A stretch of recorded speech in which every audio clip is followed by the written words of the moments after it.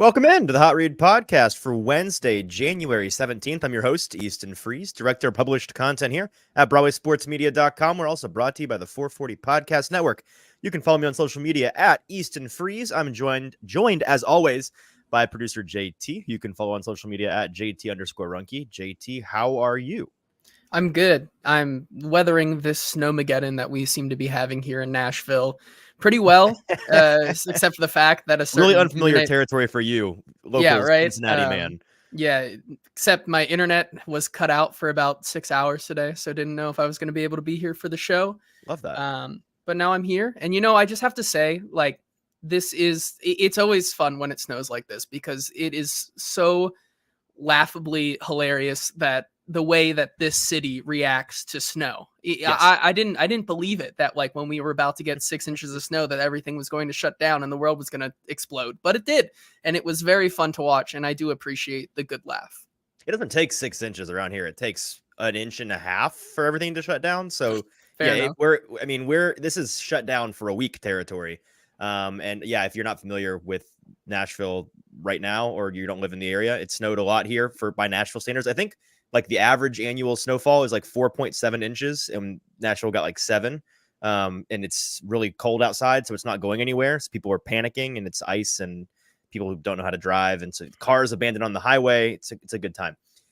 We're talking coaches today, and we've got an awesome guest once again joining us, friend of the show, James Foster. Let's go ahead and bring him in. Honestly, James is with us once again. You know him better from AtoZFilmRoom on YouTube, No Flags Film on Twitter. James, how's it going, man? How are you weathering the storm?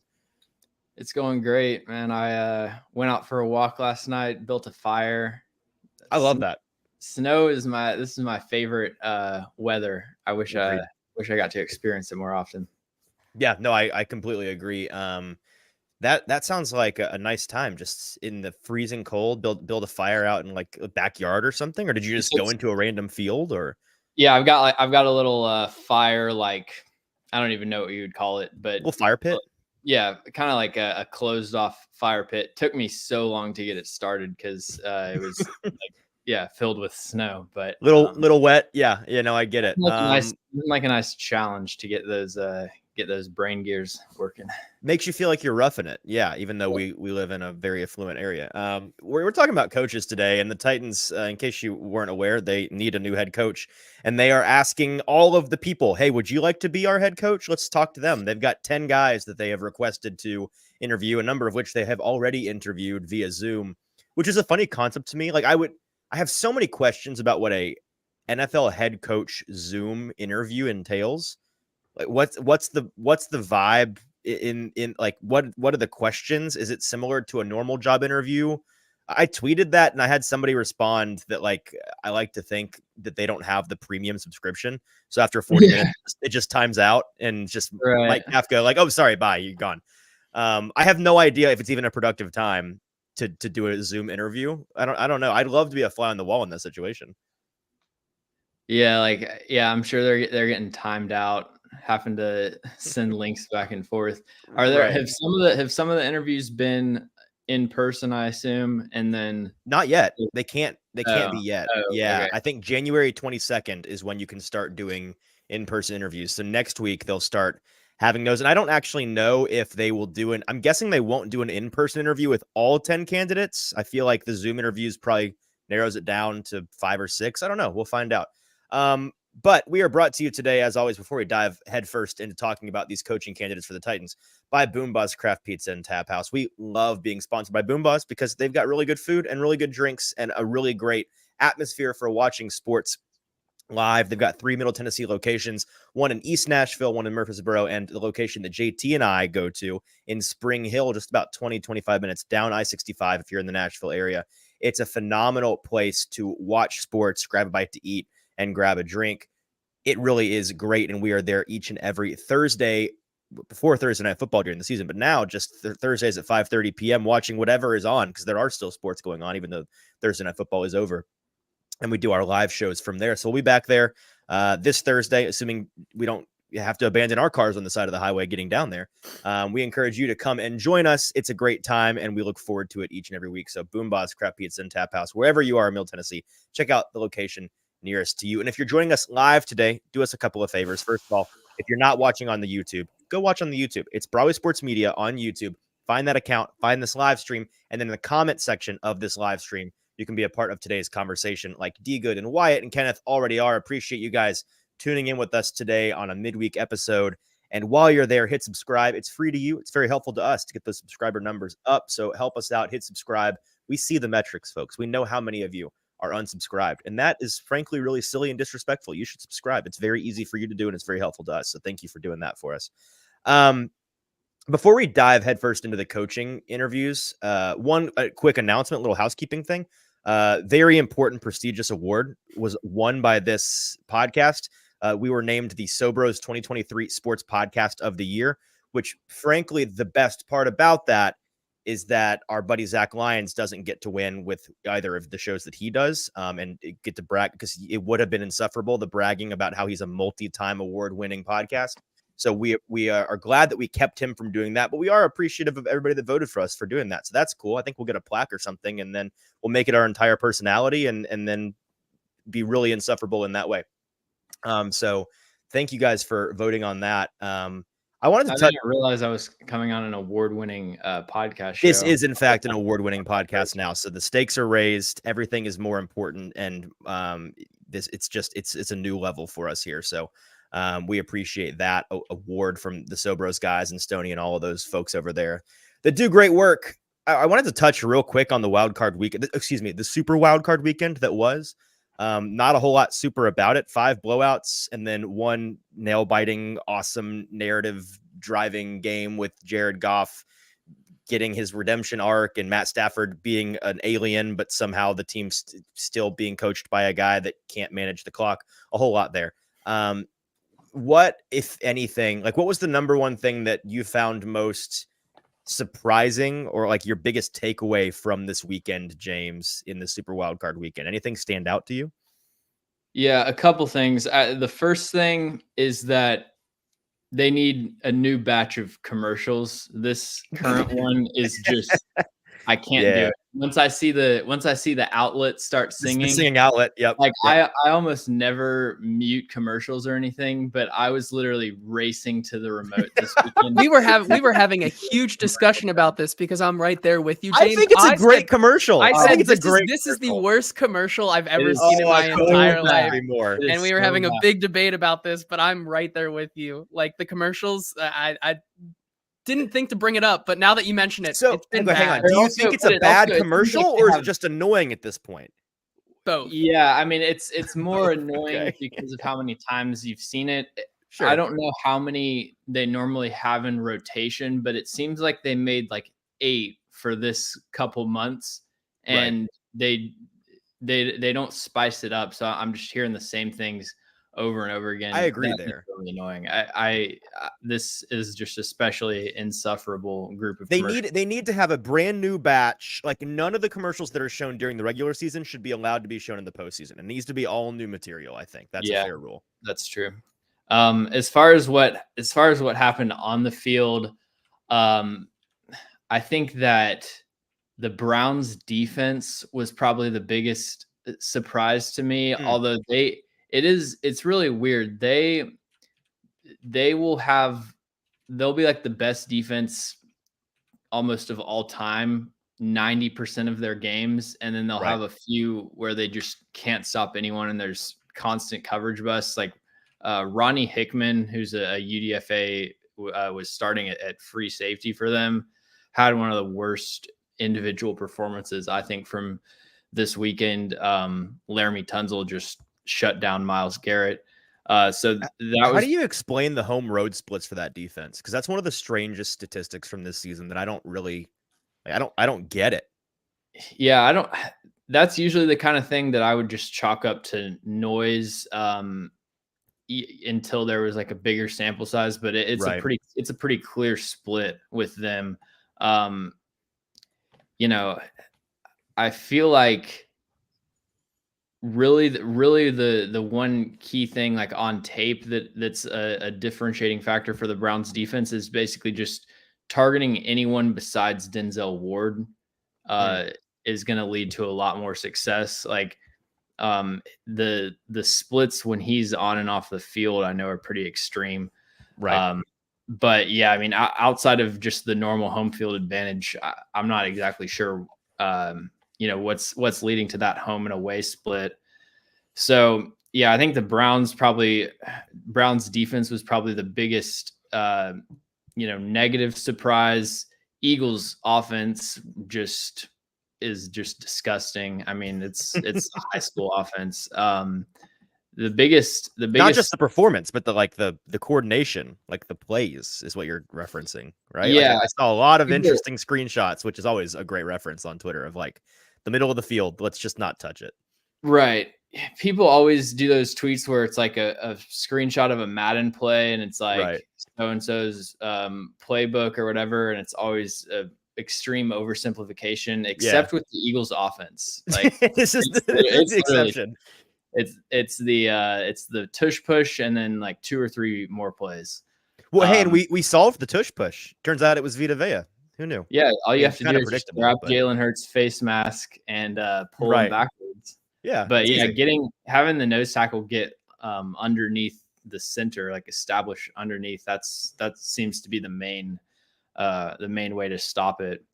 And then like positive surprises, I guess, Jordan Love just really over the past back half of the season, like when people do their quarterback tiers heading into next year, I don't know how you keep him out of the top 5 or 7. Yeah. He's been playing elite football. Better quarterback today, Stroud or Love? Ooh. Because I think contract-wise, you go Stroud because you don't have to pay him for. Well, yeah, I mean, if you're saying who would you rather have, right? But better. I mean, I'd take that out. Stroud would be number 1 in the NFL in the whole league. Yes, but take that out of it. Just better player. If I was doing a quarterback tier, they would be on the exact same row, and it would just depend the ordering. I might go with. It's so hard, man. It's so tight. It's so hard. I might like go with Stroud, gun to my head, but especially because I think projecting to next year, there's probably going to be a bigger next step for CJ Stroud than Jordan Love. Right.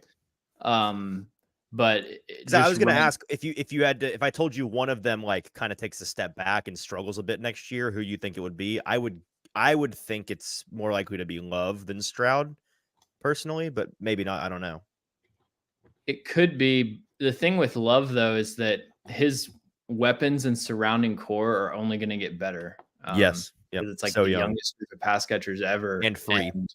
And a lot of his, like he didn't play that well the first half of the season, but a lot of that was on the people he was throwing the ball to. Like if they would just catch the ball, I think that there would have been a lot less extreme negativity towards Jordan Love early in the season. But he himself also took a major step forward over the back half. It's so funny how it went from in the early season a punchline to now it's like a scary thing. Like in week 7, it was like, well, he's got the youngest group of weapons around him in the league. And now it's like, oh God, he's got the youngest group of weapons around him in the league. Is it lazy, not to get too much on a tangent here, because we are going to talk about the Titans coaching position. Is it lazy to say it's really hard to watch Jordan Love and not feel like there are times when he's doing like a good Aaron Rodgers impression? Like it feels like he's done so much watching Aaron over the years and like being around Aaron that the way that he operates, sometimes I'm like, oh my God, that's just him again. They just got another one. Yeah. It's the flexibility of his, release points and the ability to not always have perfectly tight textbook footwork and still get rid of the ball accurately. There's definitely some similarities there. And I'm sure all the time that they spent together is playing a factor in that. We'll just have to see what weird off the field like tick Jordan Love picks up. I was literally about to ask, like, what's the thing? Is he gonna be like, is he gonna be really involved in like Middle Eastern politics? Like, what's the thing that's gonna really turn people off with him? Yeah, he has to follow in line somewhere. He's probably gonna be like a flat earther, I guess, unless full Kyrie Irving already done that. Yeah. I don't think Aaron's planted his flag on that corner, so that's open. That's available. We'll have to see because it's coming. Okay, last wild card weekend question, and then I promise we'll move on. Which team are you like? Which team's future are you more depressed about if you're a fan, the Eagles or the Cowboys? First of all, should they fire their coaches? And second of all, which is like a bleaker future? Okay, so I'll answer the second question first. I think the more bleak future is probably the Cowboys, because really? It's weird because neither of them are like Eagles are old, man. Of talent. They each have certain parts of their roster that are aging. Like the Cowboys are going to lose Tyron Smith either next year or the year after that. DeMarcus Lawrence is getting up there in age. Stephon Gilmore, Zach Martin, and then like Brandon Cooks. And then the Eagles obviously have Jason Kelce, Lane Johnson, Fletcher Cox. So like there's defense, there's parts of their roster that are aging, but they've also drafted Kevin Byard. Hello. Yeah, although I wouldn't even include him as like a high level contributor for them. But right. But yeah, they've both drafted well, but they've got key parts of their roster that they're going to have to replace. I think for the Cowboys, I hardly ever do like, can they win the big game analysis, which I think is just really lazy. But with Mike McCarthy, Cowboys, it's like they might be cursed, man. Like I don't. Yeah, I would. Yeah. With the Eagles, like if they actually, let's say next year the Eagles get off to a similar start, but they're actually playing well, right? I would be, as an Eagles fan, I would be fully willing to buy into the Eagles and like enjoy the season and believe they could win the Super Bowl. With the Cowboys, it's like whatever they do, it's a wake me up in January type of situation. That's what I was going to say. You have to, as a fan, you have to feel so defeated because there's so many depressed. Like I saw no team has ever won 12 or more games in 3 straight seasons and not been to a conference championship game. And then another one is in the entire history of the Cowboys organization, there have been 6 seasons in which they have won 12 or more games in the regular season and 0 games in the playoffs. And 3 of those 6 instances have been Dak and McCarthy. Like it's all they do is just win a ton of games and beat up on bad teams and then fold in January, which I think is really entertaining and fun. But yeah, and to James' point right there about these 2 teams getting a lot older, like personally, I think most people would want to back Howie Roseman and being able to evaluate talent over Jerry Jones and that operating group. Because like you said, Jason Kelce, a lot of these guys are getting up there in age, but I mean, they have some dudes that they've drafted in the past couple of years, like last year with Tyler Steens out of Alabama. Like they have guys waiting in the wings that could develop. I think another one also that has kind of gone under the radar, Isaiah Rodgers is on that team. If he somehow gets out of his gambling suspension, like that team, that's a piece that they add to the secondary. Like I'm backing Howie Roseman over whatever Jerry Jones' evil plan is next. Like, I agree. That's where I'm Bill at Belichick right profit. Yeah. Okay. I would just say, as far as like firing Nick Sirianni, I think it seems premature to fire him. On paper. Nick Wright made the point where it's like, if you think about the rest of the teams and ask yourself the question about if we fired our head coach, would anyone else want to hire him? And the answer is no. Then why should he be your head coach? And like, that's true. If Nick Sirianni gets fired, I don't know who's hiring him, even though and Kevin Clark made a similar point. He said the Eagles have fired better coaches than Nick Sirianni. Mm-hmm. Although like in recent fired Andy Reid, like Andy Reid was a better coach. Doug Peterson, I think, is and was a better coach. So Nick Sirianni, get ready to learn Maction, bud.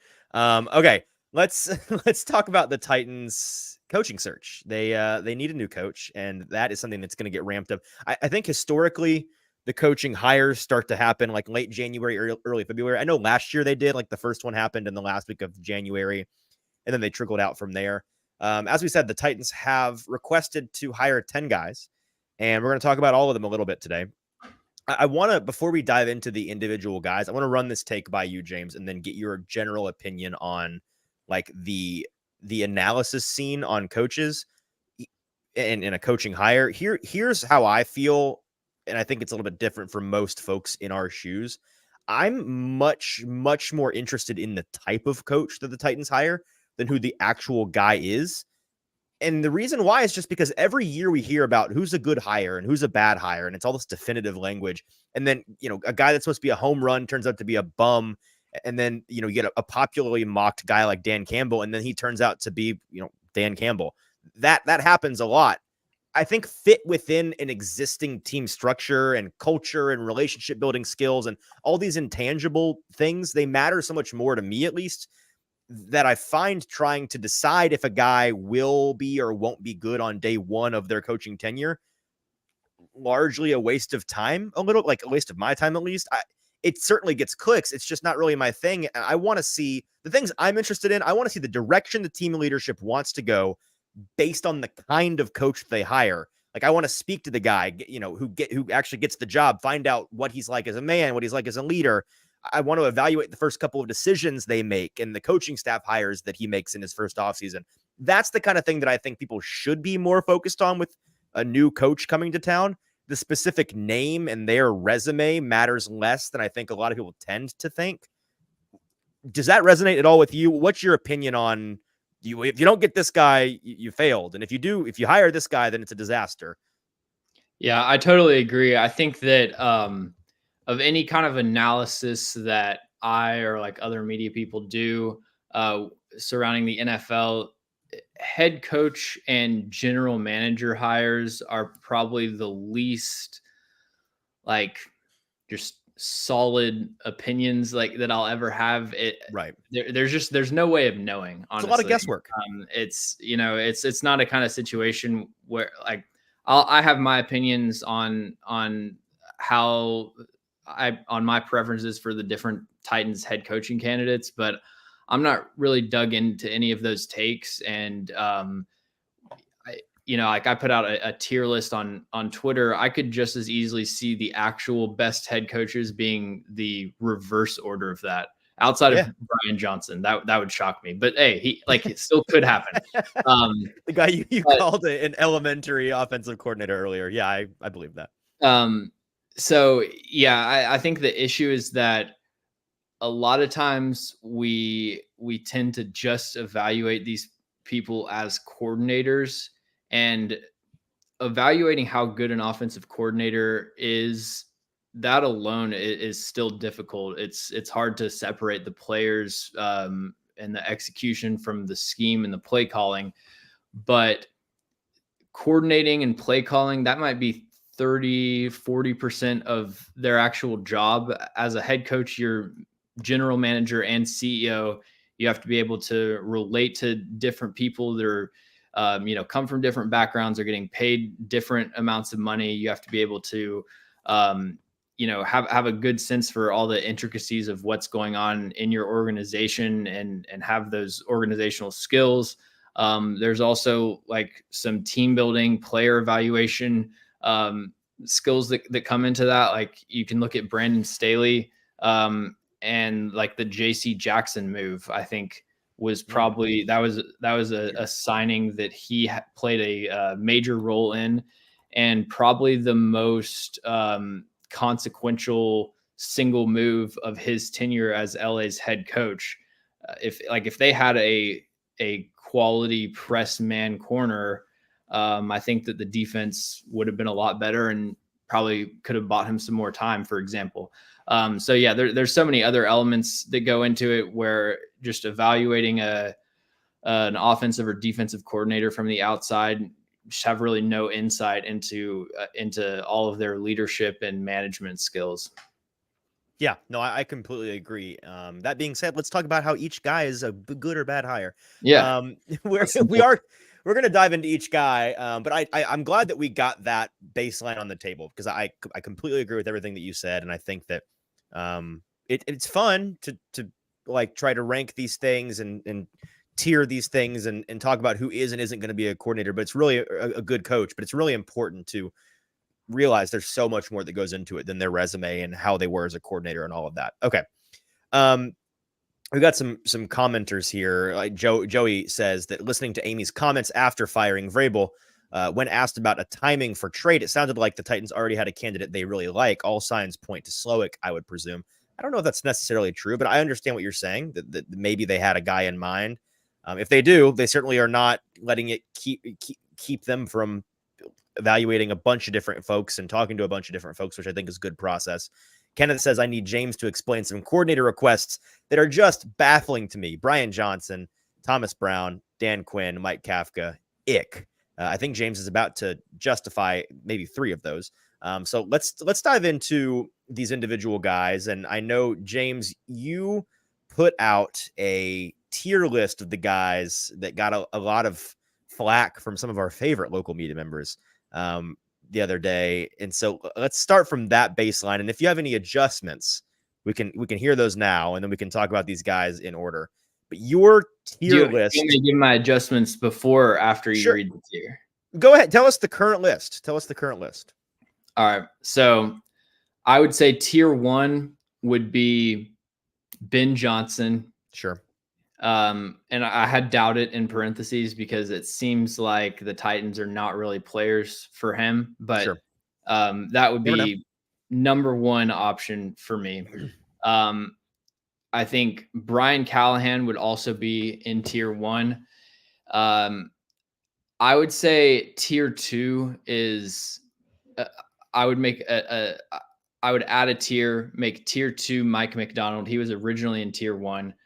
Just because he's a defensive coordinator. I think the whole thing with like wanting to hire an offensive guy so you have that continuity no matter how successful the offense gets. I agree with that. I also think, though, it's a lot easier said than done. Like it's easy to make a bad hire with an offensive head coach, and a good defensive coach is still better than a bad offensive coach. Sure. But yeah, Mike McDonald would be alone in tier 2. Tier 3, I would probably go Antonio Pierce and Aaron Glenn. Okay. I've heard like so many, a lot of my opinions on people's leadership ability and stuff like that is going to be just like secondhand information and quotes that people give to the media and stuff. So it's not, it's a little questionable, but I've heard so many great things about Aaron Glenn in that phase. So I'd put them there. And then I think Mike Kafka would probably be at the top of tier 4, and then Bobby Slowick at the bottom of tier 4. People are going to have a lot of questions about tier 4. I'm looking forward to talking about tier 4. And then tier 5, this is the big adjustment. I don't know what I was doing with Dan Quinn in tier 3. Like even setting aside the playoff thing. When I looked back at the tier list like an hour or so after I tweeted, I'm like, I don't know why I put Dan Quinn. What was I thinking? Yeah. Dan Quinn down in tier 5 with I think alone in tier 5, and then tier 6 would be Brian Johnson. Brian Johnson in his own tier. I would still take Dan Quinn over Brian Johnson, like snap of a finger. That's crazy. It's not crazy, but it's. I agree, but it feels ridiculous. Let's start at the bottom and work our way up. Let's get the negative guys out of the way, because I feel like you'll have more to talk about with the guys do you actually like. And it is important to note, like you said, a lot of your opinion is going to be based on the actual X's and O's, like what these guys did as coordinators, and less to do with their leadership ability and all of those intangibles. But, you got to start at ground 1. Can you coach or can you not? So at the very bottom, let's discuss Brian Johnson. I don't think anybody's going to have any issue after watching that playoff game, at the very least, with Brian Johnson being all the way down here at the bottom. I guess it is a fair question to wonder how much flack he deserves for like the toxicity and the total and utter collapse of the Eagles this year. I don't think it's unfair to ask how much of a responsibility he has for the, like you said, really pedestrian, really elementary and bad scheme that offense was running, and the deficiencies there, especially down the stretch. He's a guy that, he's worked under Nick Sirianni. He was previously Jalen Hurts' quarterback coach. He was a former quarterback, coached under Kyle Whittingham and Dan Mullen at Utah and Florida. We can be quick on him. What are the reasons why he's a bad candidate? The worst candidate, actually. Yeah, I mean, it's mainly just a stagnant offensive scheme. Doesn't really attack the middle of the field, rarely uses motion. I think I know they were last in the league in motion rate, but it was by a significant margin. I would be interested to see what he looks like with a quarterback that's capable of going under center, because having to be in shotgun basically every snap just limits your, especially early down playbooks, so much. Yes. And so I think that he is kind of coaching with one hand tied behind his back, but one of the least inspiring offensive schemes and play callers that I've seen in recent memory. And so, yeah, he would have to blow me away in the interviews for me to like give him 5th place in the coaching, in the coaching search, I guess. So yeah, sure. that would not be a serious consideration for me. And one of the few that I would be pretty upset about. Okay, let's move on to the next guy who you have close to the same level of at the bottom, and the performance that he and his team put up this weekend certainly did not help from a narrative standpoint, his head coach candidacy, even though he's got a number of requests. Dan Quinn, Cowboys defensive coordinator. He'd be a retread. He's been a coach for a long time. He's been a head coach before. JT, very familiar with Dan Quinn, the head coach during his Atlanta days. It feels like, especially the Shanahanites have had him figured out since 2016. And I don't know if you have ever picked up on this. Shanahan had a thing today in a presser he was doing for their game upcoming, where he kind of winked and nodded at the fact that this guy blows. I love playing Dan Quinn because he's so easy to play against, which is funny. But at this point, I think it's borderline bullying because it's so often that they do this. Can you make a case for why Dan Quinn would be worth giving another head coaching opportunity, besides the fact that for a minute there as the Cowboys defensive coordinator, they were awesome, even though they had, awesome players? No. Okay. The next guy that any case that you make for Dan Quinn as head coach you would just end up at the conclusion of we should have just kept Mike Vrabel. Yes. The biggest thing with him schematically is they've all year had no answer for motion. I don't have the stats in front of me, but I bet if you looked at defensive success rate on plays where the offense uses motion, I bet Dallas would rank near the bottom of the league. And just weird management of the middle of their defense. They don't have great linebackers, but they just play with so much light personnel. They've got Marquise Bell, who's a converted safety that's playing linebacker for them. And they'll play nickel to 12 personnel and just get gashed in the run game. They've done it all year. Part of that is probably limitations of the roster, but hasn't shown great adaptability on that front. Okay. I thought, again, I don't think anybody really has an issue with that. Those two because we started all of this talking about how I don't want to rush to judgment on any of these hires. I'm willing to give guys that were less popular candidates a chance. That being said, I'd have a hard time with those two. The rest of these guys, the next 8 that we're going to discuss, I genuinely would be willing to hear them out if they were the hire. My favorite tier that we're going to talk about here is tier 4. And like you said, you've got Bobby Slowick and Mike Kafka in this tier. Let's start with the guy that a lot of people, I think, are too low on. Mike Kafka, offensive coordinator this past year for the Giants.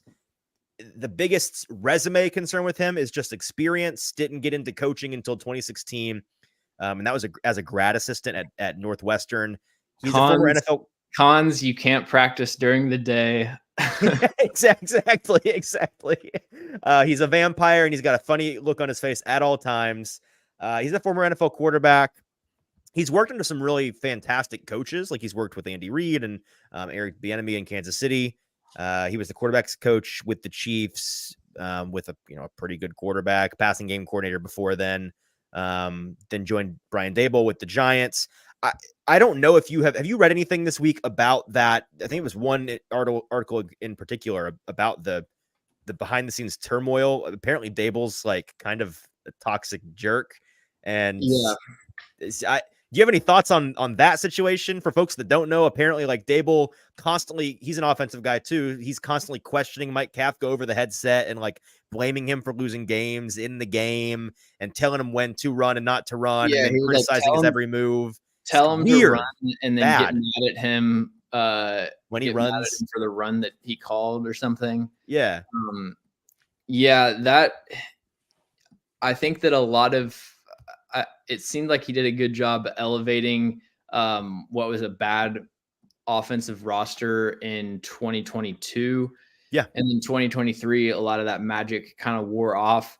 That's a situation with Mike Kafka where you've got an offensive coordinator and then an offensive minded head coach. And it's just really difficult from the outside to, figure out who to credit and who to blame for different things that go wrong, because I don't really know exactly the breakdown of their roles. So yeah, Mike Kafka, I think that I would say Mike Kafka and probably Brian Callahan from a scheme standpoint are the two that I have the least real solid insight into. Obviously, look like we'll get to Callahan, but he's not actually calling plays. So I think Mike Kafka, what he did in 2022 kind of had my starting point with him was generally positive, but for example, I think that I would prefer Mike Vrabel to Mike Kafka. So we've not yet reached the point where you can justify the firing of Mike Vrabel. Well, justify is a different word. I think with Mike Vrabel, like I would have him probably as the 13th to 15th best head coach. Right. And if I was going to rationalize the firing of Mike Vrabel, it's that he's not really elevating the roster, and you could do better than him. So if you're going into it with the philosophy of like, there's a chance that the next guy we hire is going to be worse, but to get where we want to go, we want one of these like true game changers that's in the top 5. And so we're just going to like swing for the fences. That would be kind of my rationalization for it. And so merely the really fact taking a big next step. The fact that all of these guys are unknown, except for like Dan Quinn and retreads, the fact that they're unknown and we don't actually know how good of head coaches they are, that alone gives them a little bit of edge over Mike Vrabel, who I think is kind of a known quantity at this point. Right. Okay. Well, we're going to talk about Bobby Slowick here in just a second, which I think most people would take issue with your opinion on him. because he's very popular amongst Titans fans, especially after this past weekend. Before we do, again, if you're with us live and joining mid-show, thanks for tuning in. We're talking Titans coaches today. If you are not watching on the YouTube, go on over to Broadway Sports Media's YouTube page, find this live stream. In the comment section of that live stream is where you can be a part of today's conversation, like so many of you already are. Alex Titan says he just got here. Not sure if you guys spoke about Nick Sirianni as a head coach. Y'all think Philly cans him? And if so, how would he stack up as a Titans candidate? I'll give you the 10-second rundown. We did talk about him. We do think he gets fired, and he shouldn't be a candidate. Glad I could help you out there. Okay. Bobby Slowick, offensive coordinator for the Texans, first year offensive coordinator for the Texans, formerly with San Francisco. In what capacity was he coaching with San Francisco? I don't know this off the top of my head. I think he was a defensive guy, and then they moved him to offense. I know he has experience on both sides of the ball.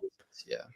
Okay, so this is his first year as an offensive coordinator. Obviously, a Shanahanite, worked in San Fran with Ran Carthon at the time.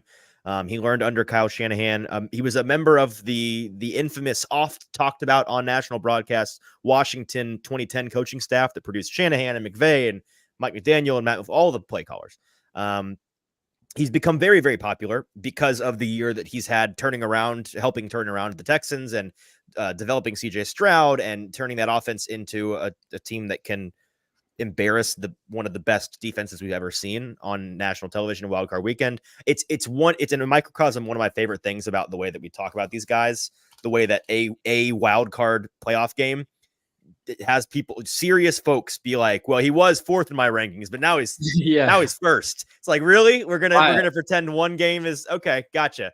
That's good process. I like to think that Amy Adams Strunk had all of the wild card games like on a ticker, just like up on a projector. right. She had someone physically moving them up and down the coaching search board as they scored more points. Yes, I mean there are folks seriously in the media who I generally respect who, in one breath, 2 weeks ago will be like, it is bad and reactive that Amy Adams Strunk fired John Robinson after the Eagles game, and then she fired Mike Gribble because they got beat by Houston twice this year. That's bad process. And then they're like, by the way, here's my definitive rankings of the head coaches. Bobby Slowick up 4 spots based on his wild card performance. Maybe let's reassess. Let's take a step back and look at how we're doing things a little bit there.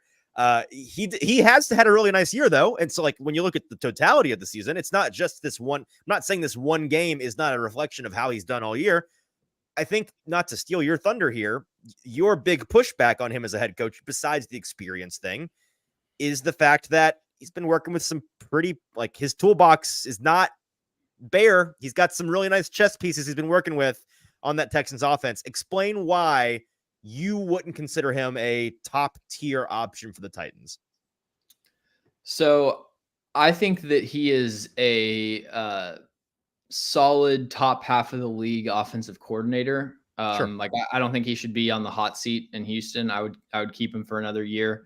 I think that the supporting cast. So let's start with the offensive coordinator aspect of it, and then we can get to the other part. I think that the idea of him turning around Houston's offense and like creating it, forming it into this elite unit is kind of overblown and doesn't really match up with the numbers or what I've watched all year. I was actually very surprised that there was so much pushback to Bobby Slowick in tier 4. I didn't realize he was like thought of as a top tier candidate. It's weird to me, the negativity around Tim Kelly, when like the Titans ranked 16th in EPA per play, and then the Texans ranked 15th in EPA per play. And, and all of a sudden like Slowick is going to be this major upgrade when he has a franchise left tackle. He's got a much better quarterback. He's got much better receivers. I mean, Tank Dell and Nico Collins are better than anything the Titans had. I think even outside of Laramie Tunzel, better offensive line all around, especially when they're healthy. Shaq Mason had an all-pro league caliber year, in my opinion. And when you watch them on tape, it's a different situation from someone like Mike McDaniel or Kyle Shanahan. It's an offensive coordinator that's calling good plays, but not necessarily pushing the envelope or, really innovating, which is fine. Like there's very few offensive masterminds that are reinventing the wheel every week. But it's like play action, deep post shots. I like in the playoff matchup that they got away from forcing so many early down runs, which I don't necessarily think is just a universal blanket, like never run on early downs. I'm a lot. I was about to say Titans fans are in for a rude awakening with the run pass situation. Oh yeah, they're gonna hate it. It's gonna be awesome. But they want him now. They just don't realize what they're asking for. No, yeah, Titans fans are gonna hate Bobby Slowick. It's gonna take 3 months, and they're gonna switch on him so fast. I think something that we probably should have mentioned when we started this conversation is that regardless of what happens at head coach, and regardless of whether or not they should have fired Mike Vrabel, their number one and probably number two problems still exist, which is offensive line and receiver. So no matter who gets hired, they're going to face the same problem, which is that they don't have anyone who is starting quality at either tackle spot. So, well, it depends on how the offseason goes. They may. Well, no, I just mean like when they get hired. Day one, yes, yeah, that issue's not going to be resolved. Totally. So, yeah, it's on the front office then to fix that. But even like for next year, we've seen Peter Skoronski, who the day one All Pro. Peter Skoronski struggle as a rookie, which should be expected for rookie offensive linemen. So even if you take Joe Olufashanu, it's not a given that they're just going to come in and immediately be playing at their peak potential. So gotta say that. But yeah, I mean, I think he's. Is it fair to say that they'll immediately be better than what the Titans? I mean, like good and better are different, but yeah. Yeah, I think at one tackle spot, I would. Assuming they take a tackle in the first round, I think that one tackle spot, fair to expect them to be better than they were this year. Yes. So yeah, I think Bobby Slowick is a solid offensive coordinator. I think that the playoff game was definitely the best game that he called. But even within that, it's weird, like that touchdown that they threw to Dalton Schultz, where they fake the flood concept, like roll out. They get every defender moving one way, and then Schultz leaks the other way. That one, right? Like that's the exact same touchdown. That was Will Levis's fourth touchdown against the Falcons. It's NWI. Yep. Play call, except the Titan Will Levis was in pistol, and Tim Kelly's a bum. Like that's the difference, obviously. Right. So like, yeah, I see Bobby Slowick and Tim Kelly as very in very similar tiers of play callers, is like solid, good, not great play callers. Should definitely deserving of an offensive coordinator spot and capable of leading a top half of the league offense, and even better if you give them good personnel. Can I play devil's advocate on that just one thing real quick? I'm not even sure that I fully think this, but a lot of folks will point to the success in recent years of you get a head coach that's a Shanahanite that has experience putting young or sometimes limited quarterbacks in situations to succeed, like a little bit of a training wheels situation. Is there a benefit to having that guy in the room as opposed to a Tim Kelly with a young quarterback like Will Levis, who doesn't necessarily need the training wheels, but you have some confidence that they're going to set them up for success out of the gate? Who would be the limited quarterback in this situation that Bobby Slowick has experience putting the training wheels on? Brock Purdy, Jimmy G. Okay. Yeah. I mean, I think that if we're talking about, if we're separating it from Houston and talking about San Francisco, and to be clear, I don't mean Slowick in particular. I just mean the general Shanahan ethos, like the brain trust has had a good all of them. The idea of Shanahan offense has done, I think, the best job of putting limited quarterbacks in positions to succeed. Just to make that clear. Yeah, I think maybe you disagree with that. Yeah, I would disagree that it's as automatic as a lot of people make it out to be. Okay. Like, I think that Todd Downing's offense has a lot of similarities to the Shanahan scheme, like, especially kind of the 2016 to 2018 version of it. The thing with Kyle Shanahan is that he's, and what sets him apart is it's not that he just has the good scheme. It's that he's constantly reinventing himself and recreating it, adapting to how other teams are countering it. And he has the foresight to know that teams are watching film all off season and coming up with ways to, to slow him down. So he has the, expectation of what they're going to do. But yeah, I mean, I think that someone like Todd Downing that, majors in a lot of the same concepts, and would theoretically, be an offense that's kind of quarterback friendly. We've seen people like that not have success. I do think, though, that the Shanahan scheme is just as a default option, a good place to go for a head coaching candidate. And it's historically had a pretty good success rate for head coaches. Right. So that's my thing with the coordinating side of it, which is that like I don't want to like paint myself into like I don't want to. You're not saying he's a bad coordinator. Yeah, that he's like a bad offensive coordinator. It's just it's maybe not something elevating like Ben Johnson, where it's not something like Ben Johnson where I think he runs a truly innovative scheme, and like that's an offensive mind that I want on the coaching staff. Bobby Slowick is kind of just like calling the good passing concepts and stuff.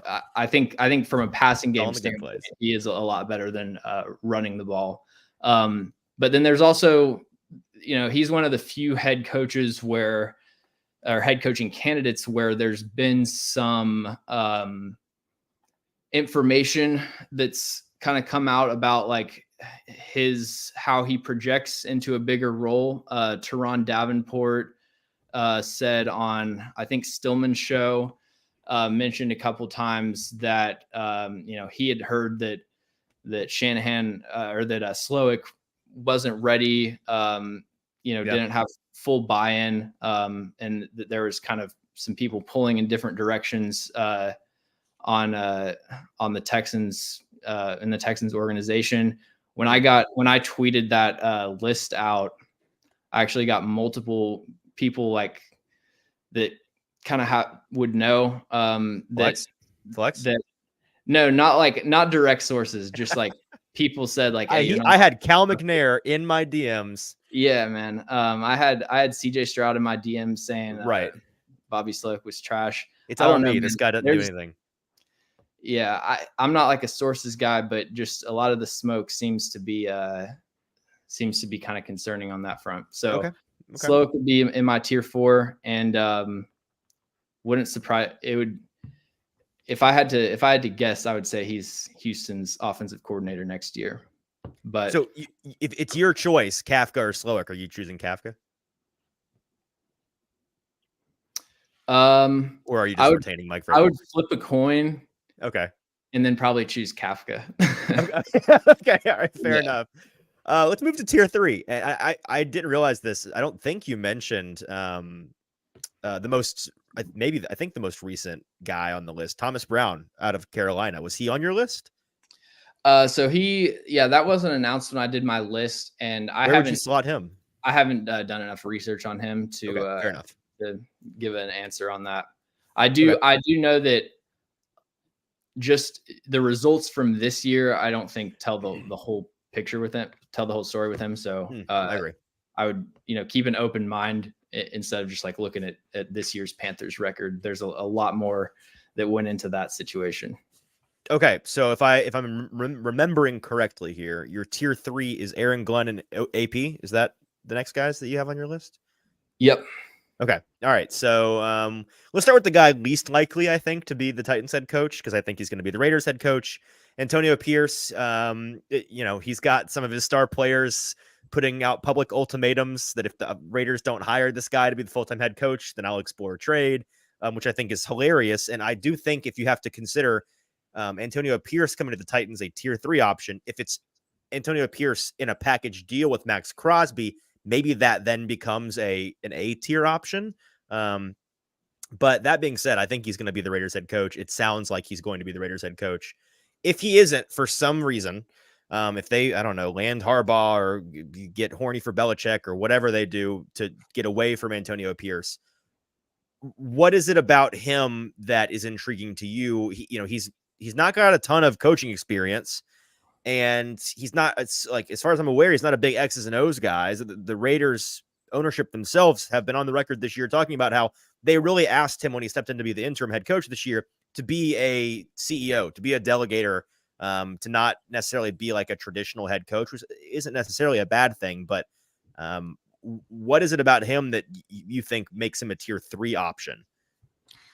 Yeah, it's basically what you said, that, you can't, I think it's a situation where you can't deny the results, and, just the players, the buy-in and how the players seem to rally around him. I think that could be an interesting option as more of the CEO, leader of men type. I think, he could be anything. He could even be Mike Vrabel. But that it could be a boat. So that's where I think the Vrabel line is to me. Okay. Where with Antonio Pierce, you're kind of like making a lateral step, relatively of similar tier options, in my opinion. Okay, well, like we said, I'm at the point where I'll be shocked if he's not the Raiders' next head coach. So we can move on, and if he's not, then we'll talk more about him in the future. Aaron Glenn, also a defensive guy, also in this third tier for you. Lions defensive coordinator. He's a guy that at first a lot of folks were shocked by this because he, just on the surface, he's the guy that oversees the side of the ball that a lot of people think is the reason the Lions aren't a true Super Bowl contender. Although that defense has gotten better under him, in my opinion. And I think that he's playing with some pieces that are not super sufficient. And when I watch it, and I'm so much less of an X's and O's guy than you, but when I try to be, and I watch the tape, or I watch the broadcast, it feels like even though that defense is limiting, he still has some pitches that he can throw where you're like, okay, you can work with that. There's some ingenuity there. There's some creativity there. He's a former player. He's got a lot of the big thing for him from a leader of men standpoint is, I think it was the NFLPA ran their poll with all the players of their favorite coordinators, and he was the number 1 most loved coordinator by his own players, which I thought on the surface was very funny when that came out, that all the Lions defenders were like, our defense kind of sucks sometimes, but it's not the coordinator's fault, which implies it's their fault. What are your thoughts on Aaron Glenn as a potential candidate? I think a lot of similar things to say about Aaron Glenn as Antonio Pierce or Sure. Mike Vrabel, just as someone that I think is not a guarantee, but a pretty sure bet that going to get buy-in from the players, and you're going to have that locker room chemistry and all the intangible stuff.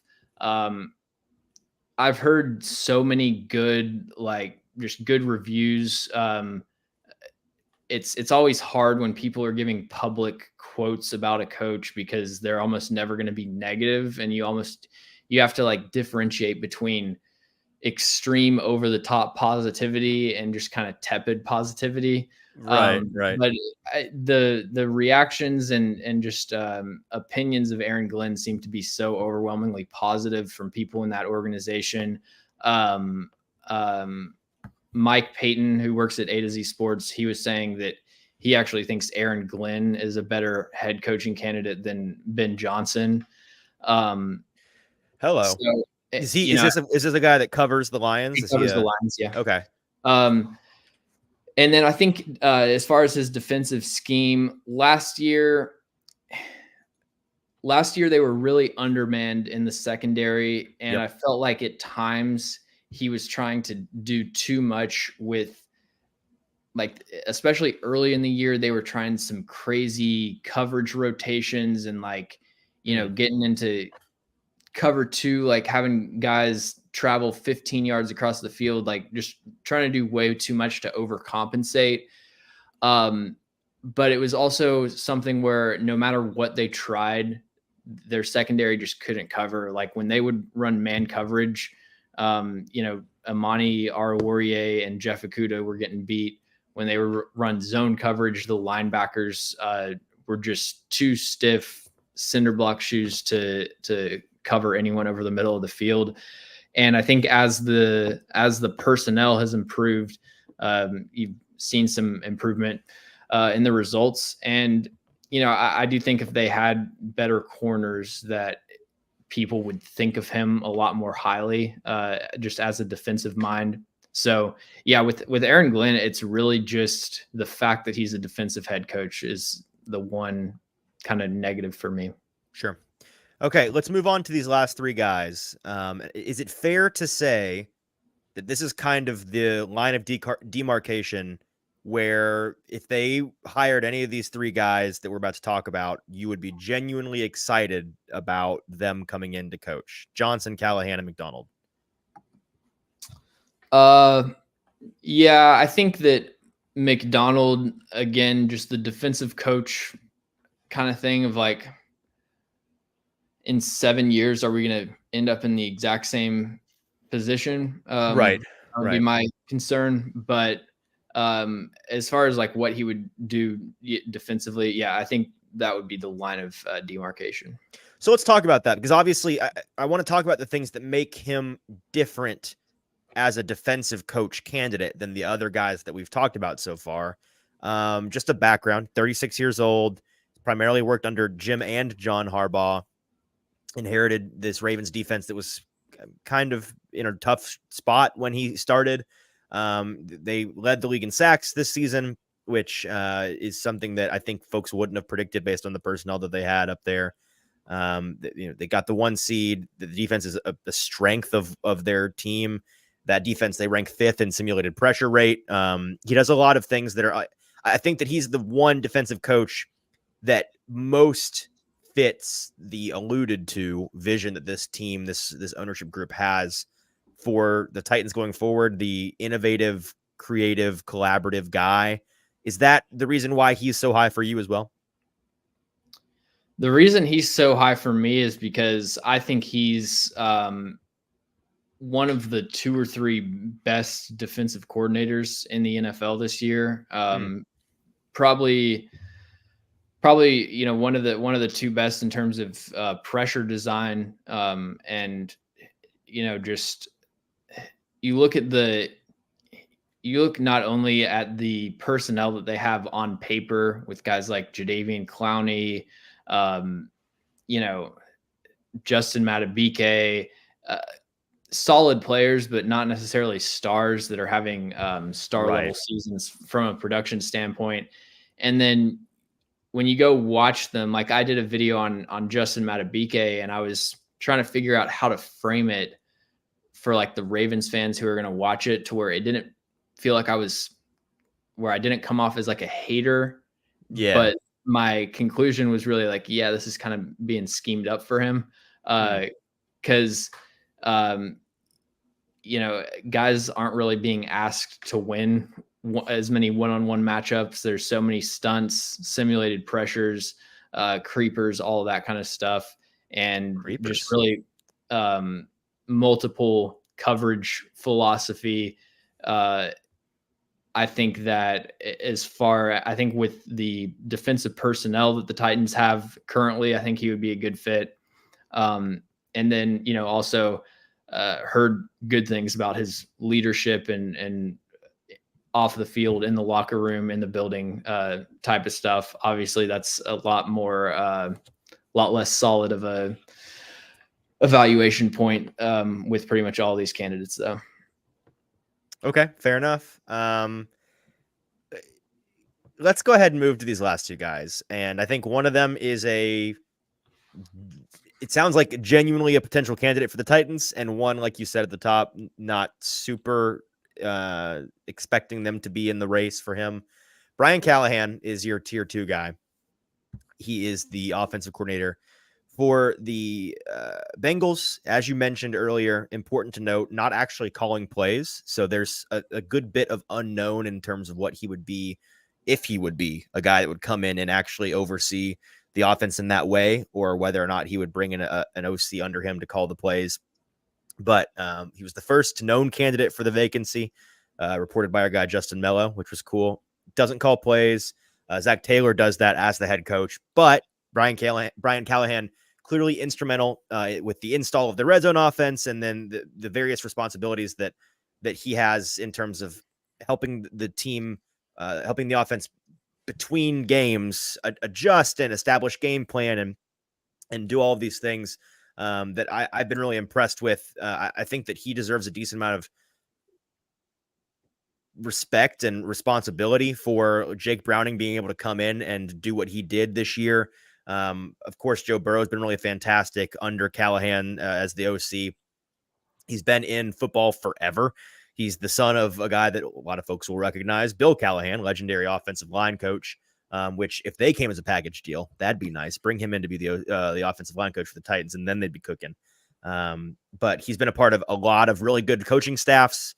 He's crossed paths with Eric Studsville, who's currently the Dolphins assistant head coach and running back coach, Wink Martindale, John Fox, Ron Miles, who's the Colts secondary coach, Frank Smith, who's the Dolphins offensive coordinator, Corey Undlin, who's the Texans defensive passing game coordinator, Bo Hardegree, Jim Bob Cooter, who's the Colts offensive coordinator, Chris Kokorek, who's the 49ers defensive line coach, Greg Olson, who's the Seahawks quarterbacks coach. That's not even all of them. That's a very long list. But I think just the first thing that pops out to me, his ability to put together a quality staff is a big part of the reason why I think he's high on this list. Lifer, ton of contacts. I trust him to put together a really nice staff of coaches under him if he were to be the guy. But tell me a little bit about what you've seen from him, or what you think his contributions to this team is, besides the fact he doesn't call plays. What is it about him that you want to put him so high on your list? I think that the ability to assemble a good coaching staff is a big part of that.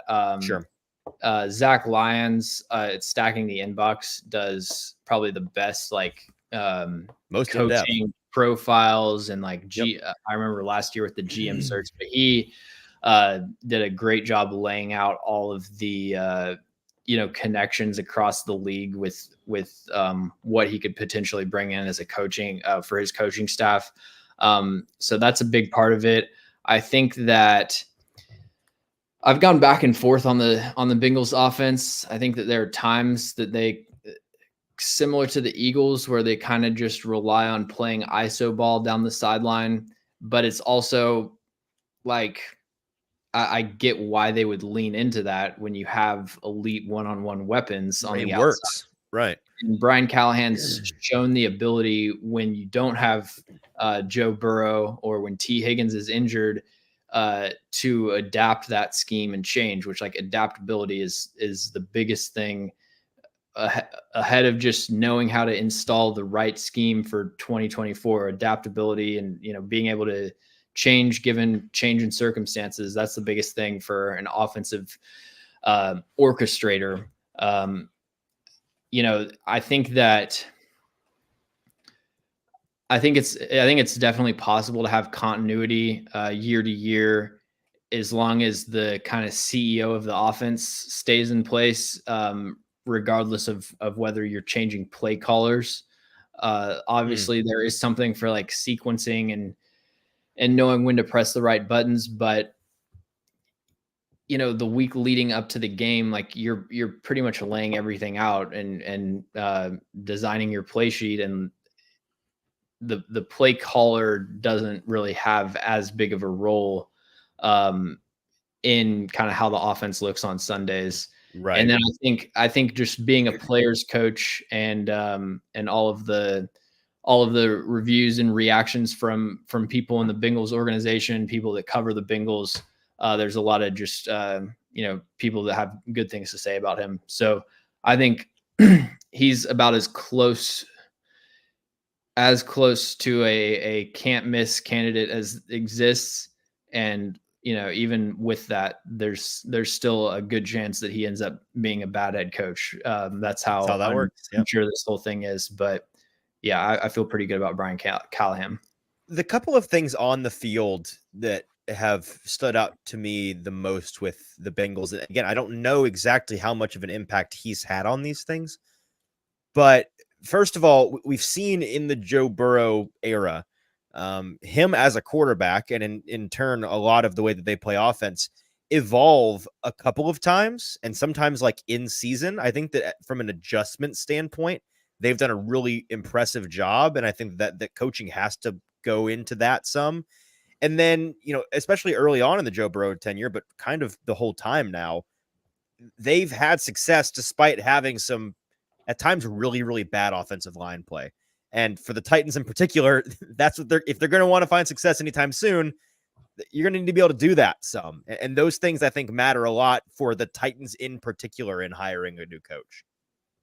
Yeah, I remember, 2022, like the first few weeks of the season, there was this big freak out about how like Joe Burrow can't beat cover 2 because he threw like a couple interceptions against cover 2 early in the season. And then they adjusted and, ended up working out those kinks. And then, again, like what they did with Jake Browning, what they did with a rotating cast at receiver this year, I think that, I feel pretty good about his ability to adapt to different situations.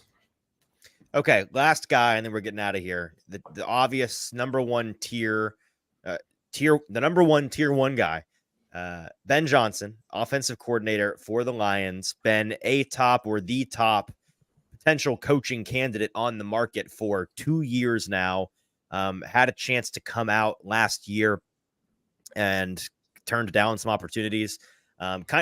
His path, it wouldn't shock, like you mentioned earlier, it wouldn't shock me if Slowick tried to take a pretty similar tack and like go back again, because he's got a lot of opportunities this year, but it wouldn't shock me if he just didn't take anything that was offered to him.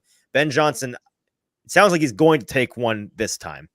And the reasons why man, talking is hard for me today. The reasons why he is the top candidate for a lot of guys, in large part has to do with the innovation and the way that the offense for that Lions team has really excelled for 2 years in a row now, with a guy that I think everybody agrees is a pretty limited quarterback, but they got some really nice weapons. They do some really creative things.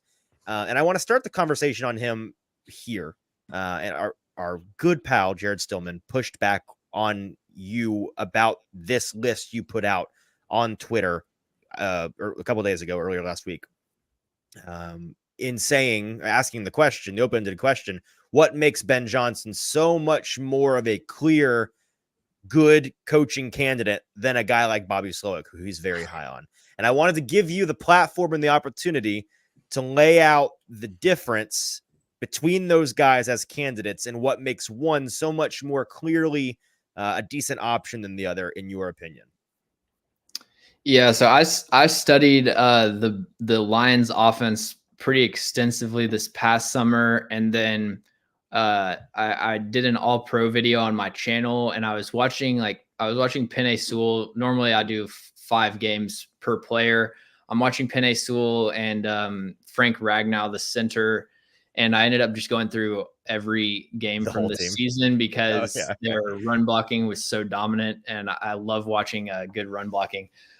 So yeah, I've watched about every snap, every Lions offensive snap for this from the past 2 years, and I think that the number one thing that sticks out to me with Ben Johnson is how diverse and well designed the run game is.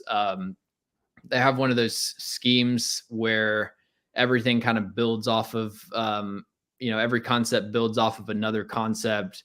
A lot of stuff that is designed to look the same, but get to different spots, create a lot of eye candy hesitation for linebackers, especially.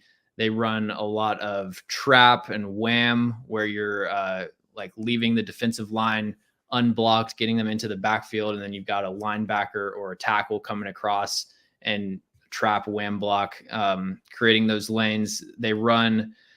He's one of the guys on the forefront of the counter, like blurring the lines between counter and duo, which is what the Titans use pretty frequently, where you're pulling a lot of players, but it's not necessarily offensive linemen.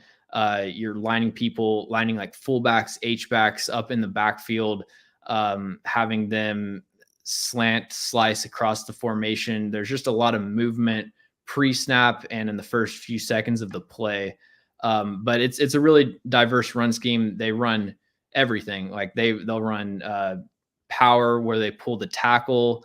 They'll run outside zone. Like they just throw the kitchen sink at you. It's all executed well. Part of that does come back to the fact that the Lions have a really good offensive line. So, it's going to make everything look better. But I think a really well-designed rushing offense.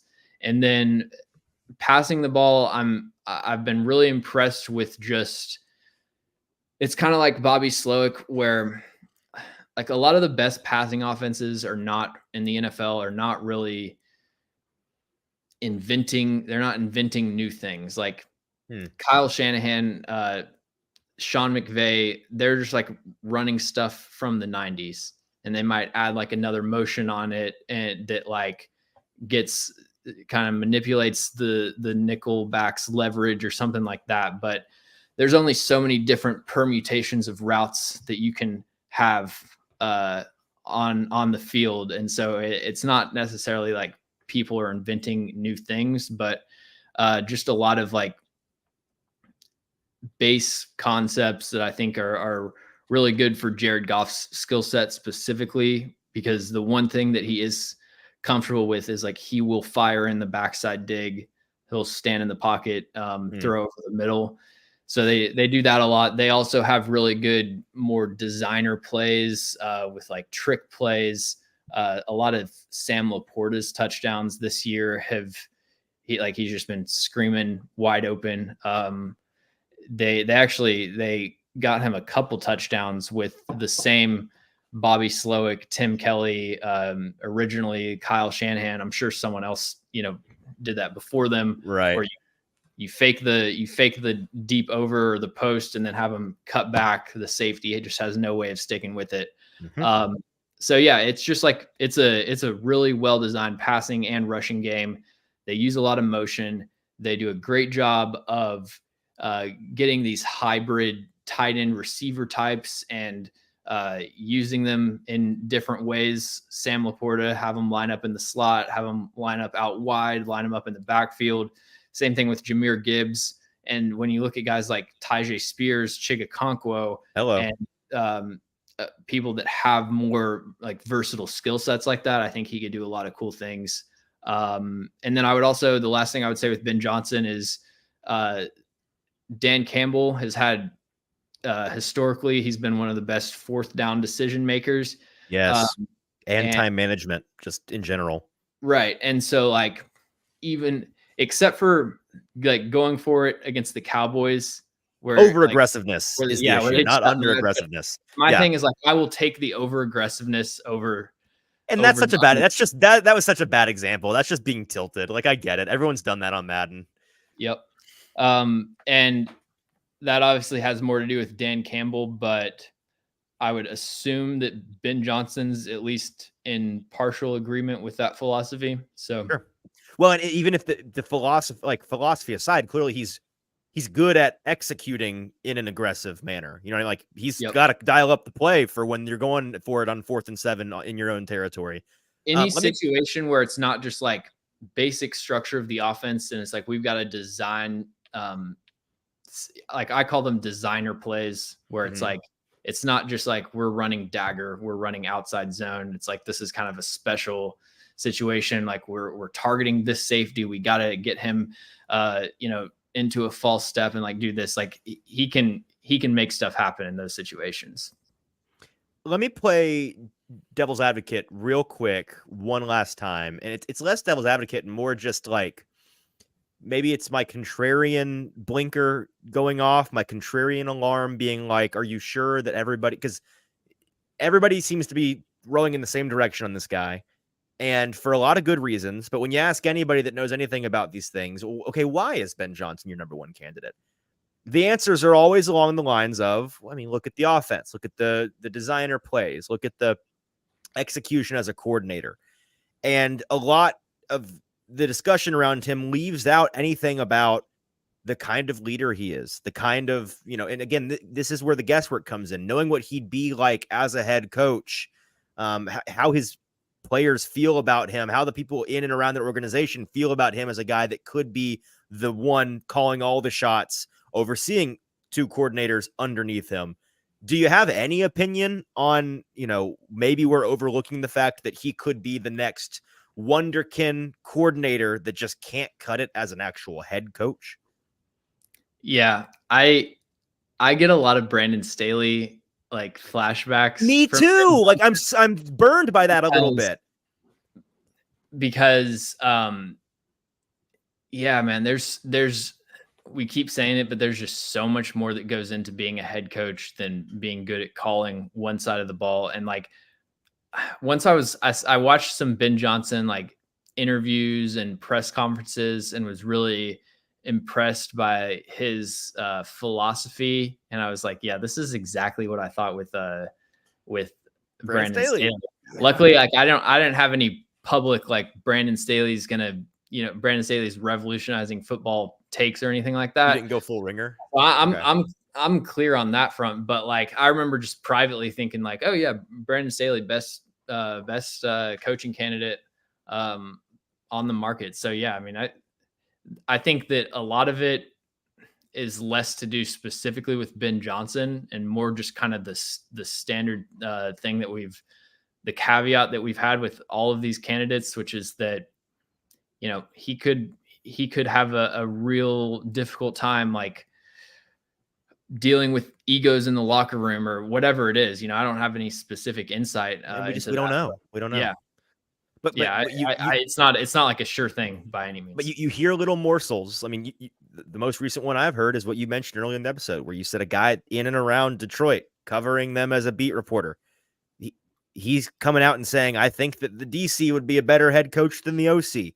Mm-hmm. That kind of thing, that just those start to accumulate in the back of your head, and the alarm bells go off. So I think ultimately it just goes to show there is no such thing as a can't miss guy. And no matter how good you are as a coordinator, until you are a head coach and we see you try to do the thing, it's impossible to really know whether you can do the thing or not. I have one last question for you before we get you out of here. And you've been so generous with your time today, so we appreciate that. Your list here, you got tier 1, Ben Johnson, tier 2, Brian Callahan and Mike McDonald, I think. Tier 3, Aaron Glenn and Antonio Pierce. Tier 4, Kafka and Slowick. Tier 5, Dan Quinn. Tier 90, Brian Johnson. Is there a guy that the Titans haven't requested an interview with that if you could walk into St. Thomas Sports Park today, into the C-suite offices and say, hey, you need to call this guy today? Like, why are you not asking this guy to be an interview candidate? Is there a guy that's like that for you that you'd really like for them to call? Yeah, I think, after looking at the scores from last night and seeing Tampa Bay score 32 points, I think you've got to include their offensive coordinator, Dave Canales. I'm kidding about the score from last night, but right. But yeah, he wasn't on your list until 17 hours ago. Right. Yeah. He is. I actually don't know like what his if he has any connection to the Shanahan tree, but it's a very similar style offense. And I think like his work with Baker Mayfield and Geno Smith is pretty impressive. He's a guy I would like to see them interview. Frank Smith, I believe, the Dolphins OC. Another guy where it's like, it's hard to tell when you have a play caller and then kind of a scheme designer like Mike McDaniel. It's hard to tell who exactly is responsible for their offense. But he's another person that has just glowing reviews from everyone around him. I'm surprised that he hasn't gotten any interview nods. And then I Maybe he's under also Eric Bieniemy, just like under a guy that's a stud offensive head coach, and nobody knows why he gets no calls. Yeah, I would also include Drew Petzing for the Cardinals there. Yeah, I think, heard a lot about him early in the year. Folks being like, "I love what they're doing," and then it kind of died off a little bit. Yeah, they just didn't win enough. But I think the vibes were high. They were doing some cool stuff. It could be the head coach too, though, because I think they were doing a lot of cool stuff defensively with even worse talent on defense. Like one of the most talent barren rosters that you'll ever see, and they were at least hanging in there. I'm totally blank. What's his name again? The head coach in Arizona, Jonathan Gannon. Yeah, Jonathan Gannon. So do you think he's a good Nick Sirianni a Jonathan Gannon, Shane Steichen merchant? Is that the ultimate take here after today's episode? Yeah. Jonathan Gannon's a good reminder that vibes for head coaching candidates sometimes, evaluating based off of vibes can bite you, because him and Dan Campbell, the same, like everybody that you made fun of the summer of their hiring, and then it's like, whoops. I would throw Sirianni in there, but turns out he is just a goofball. I don't remember people making fun of Dan Campbell as much as Gannon. Like the kneecap biting interview got run for the whole summer, and like it was a joke, but there was a lot of people being like, classic Detroit, they got a goofball in there.